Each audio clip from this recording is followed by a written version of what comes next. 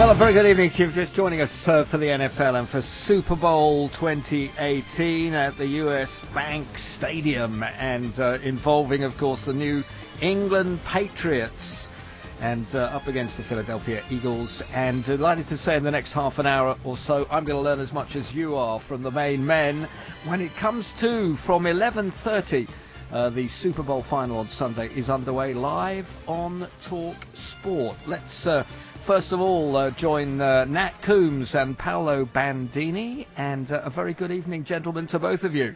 Evening, Sags. How are you? Yeah, well, very well indeed. Really looking forward to all of this. And just out of some of the stories that I'm hearing right now at the moment, tell me first of all, the illness is sweeping through the Philadelphia Eagles locker room. What's all that about? Do you know much about that? I think it's got quite a lot to do with it being minus 20 at the moment. Well, yesterday was a very warm minus 2. The locals are very happy about that. That was considered a warm day. I'm just hoping I'm not the man responsible. Yeah, because I got off the plane with a really bit of a horrible cold going on, and I have been at those press conferences with the Eagles, so I hope I'm not the man responsible. Look, it's the end of a long season. I'm sure everyone's worn down in some ways. They probably aren't that grateful to be out here in the freezing cold, because it isn't great for your immune system. I think a lot of it as well is the build-up, Sags, and you know, I'm sure we'll get into this quite a lot, but to paint the picture of the scale of commitments and hype that the players have to deal with. So when they qualified for the Super Bowl, that's called Championship Sunday. That was almost 2 weeks ago. So on Super Bowl Sunday, that would have been 2 weeks ago. So the hype starts Monday morning, 6 a.m. and it gets builds up into a frenzy this week. So we're currently talking to you from Radio Row, what they call Radio Row, which is extraordinary.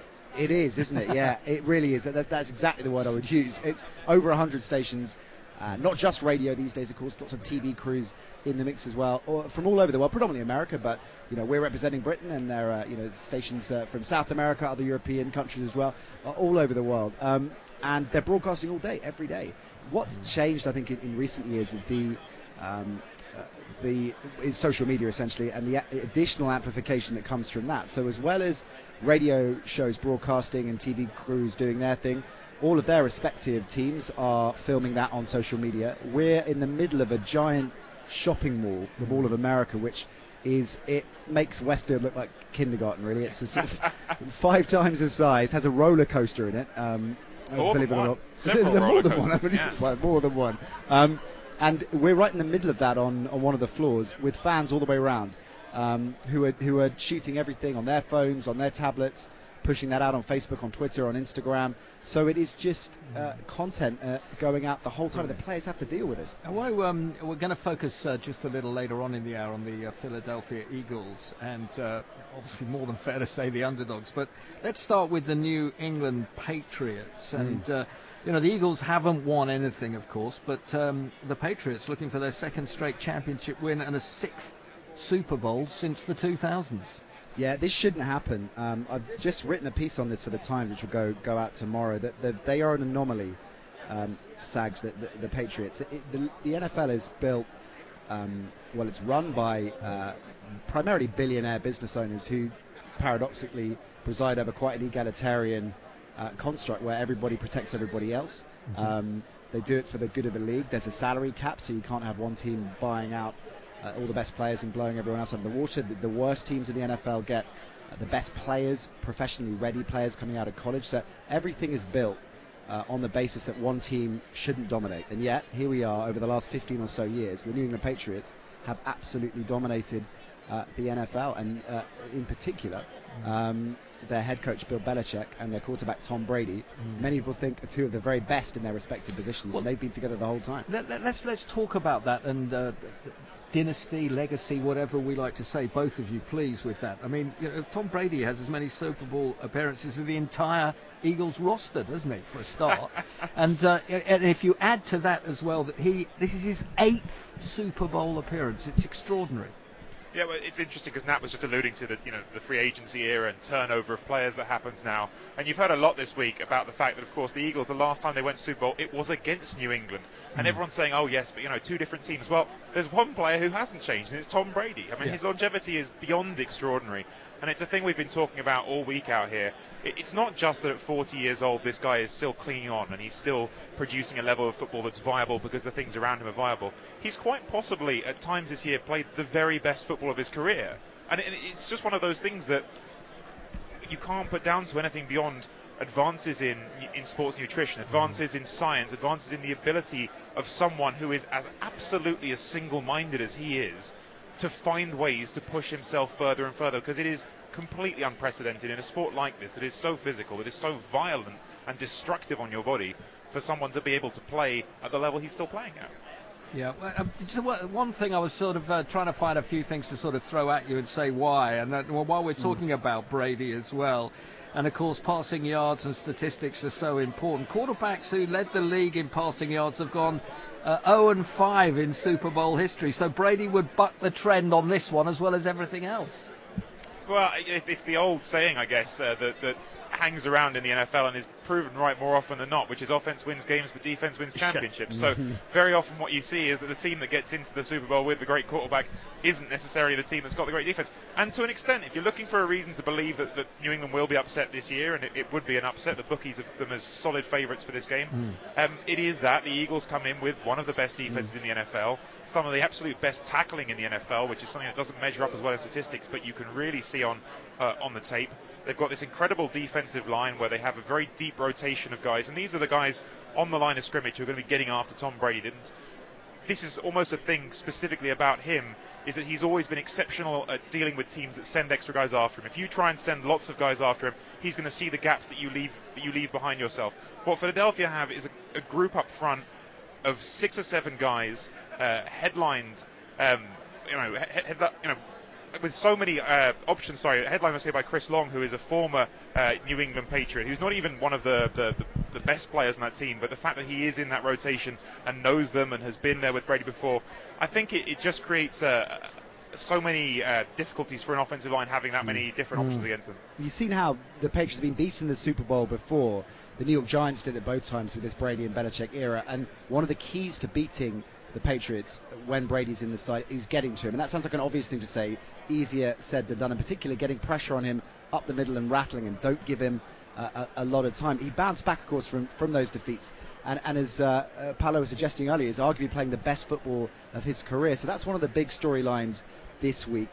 Is Tom Brady going to retire? How long is he going to play? Because he individually is a complete anomaly, and Patriots owner Robert Kraft had said earlier on in the week that Brady's earned the right to choose when he retires. He will get to pick that. Well, Brady was asked about those comments in his press conference earlier today. Why does everyone want me to retire so bad? I don't get it. I'm having fun. The team's doing good. I know I'm a little bit older than most of the other guys, but I'm really enjoying it. I obviously enjoy the experience of playing in this game. This has been, obviously a dream come true, many times over. And, it takes a lot of hard work to get here. And our team, I think, is, working hard. We had a good practice today. We're going to need a couple more good ones. We're playing against, great football teams. So I'm not thinking about retirement. I'm thinking about the Super Bowl and trying to win the most important game of the year. It's going to take a lot to do it. Well, he's 40, isn't he, Brady? And he'd become the oldest quarterback to win a Super Bowl if he does that, beating that Peyton Manning record. But how's that injury to his hand as well? He had a lot of stitches, didn't he, in it? Yeah, he did. It was an injury he picked up in training in the build-up to the AFC Championship game, and that, predictably enough, dominated the headlines all week. Going into that game, within seconds of the game starting, you realised he was absolutely hunky-dory. There was no problem whatsoever. And given the amount of time since that, so the injury would have taken place 3 weeks ago by the time the Super Bowl gets underway, I don't think it's going to be a massive issue for him. I think the question really is, like any great athlete, do you get to call the shots in terms of when you go out? Do you know when to go out as well? And in a position like quarterback, which is so important and requires so much workload, not just athletically but mentally, you've got to be studying film and defenses the whole time, the entire time. It's a really interesting question. Somebody as driven as him, because remember, Sags, Brady wasn't a hotshot talent coming out of college. He wasn't one of these players that everybody said, oh yeah, he's going to have a storied career in the NFL. He was overlooked by almost everybody. Well, I would just I didn't mean to interrupt you there. Please finish what you were saying on that. Well, everybody overlooked him, and I think that drive that he's had, being rejected, is fundamental to his success. And when you combine those two things, so this drive to prove everyone wrong, even now, even after everything he's achieved, and the fact that he stayed on top in the most difficult position, definitely in the NFL, arguably in sport, in terms of what you've got to take on, you wonder whether he's going to know when it's time to throw in the towel. Sure. Let's talk a little bit more then, if we may, and you can introduce as well Bill Belichick. And the question you don't ask him at the moment, of course, is that the Patriots have never scored in that first quarter when he's been in charge. It's remarkable, 7 Super Bowls, and they've never scored in the first quarter in a Super Bowl. Well, it's funny, I've been doing my Guardian preview for this game, and I was being asked about what are the keys that the Patriots need to win this game. And funnily enough, the thing is actually not about dealing with X player or Y scheme. It's about the adjustments. And Bill Belichick stands apart because he adjusts on the fly better than absolutely anybody. Look, New England started horribly in the AFC Championship game against Jacksonville. They were getting stomped on by a team that people had written off even before it had begun. And the reason that they won is not because they were smarter with their initial game plan. It's because Bill Belichick sees things and reacts to them. Sometimes I think he doesn't actually even do that good a job with the initial game plan, but no one in the league does the better job of making things work on the fly. Belichick is a remarkable character. I mean, I've often heard him compared with Sir Alex Ferguson, and you can see the parallels there, not least in terms of demeanour, because he can be quite short with the media, can be pretty deadpan, stonewall at times. Daily press conferences all week long here at the Super Bowl. The coaches always talk to the media. This week, Belichick's been relatively upbeat by his standards. And Paolo was talking about the terrible start against the Jags. It was even worse, of course, in last year's Super Bowl for the Patriots. They found themselves 28-3 down against the Falcons, which a footballing equivalent would be 5-0. I mean, it's a massive, massive hole to climb out of. And Belichick was asked how he would feel if he found himself in a similar situation this time around. We prepare for all the situations that we can going into the game. We have our game plan.